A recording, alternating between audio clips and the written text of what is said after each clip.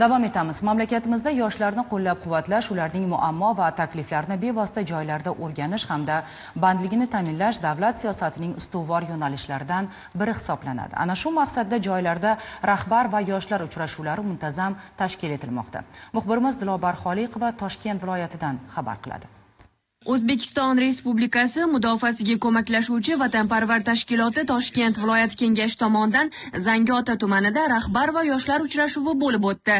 Dastlab tashkilot tasarrufidagi o'quv muassasalarining moddiy texnik bazasini yanada mustahkamlash maqsadida xizmat avtomobillari topshirildi. 2024-25 yillar oralig'ida tashkilotda 700 dan oshiq turli zamonaviy texnikalar olindi. Bugungi kun hisobi bilan olinadigan bo'lsa, bu texnikalar soni qariyb 900 ga yetmoqda. Bugun biz haydovchi instruktorlari uchun ham yangi zamonaviy avtomobillari, yuk avtomobillarini topshirish marosimini ham o'tkazdik. Shundan so'ng harbiy qismda yoshlar bilan ochiq muloqot tashkil etildi.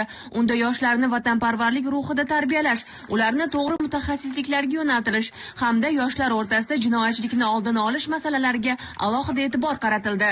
Harbiy sohadagi o'qishni davom ettirmoqchi bo'lgan yoshlar uchun bunda uchrashuvimiz juda ham foydali va mazmunli bo'ldi. Tadbirda biz mana shu faxriy harbiylar bilan uchrashib muloqot qildik.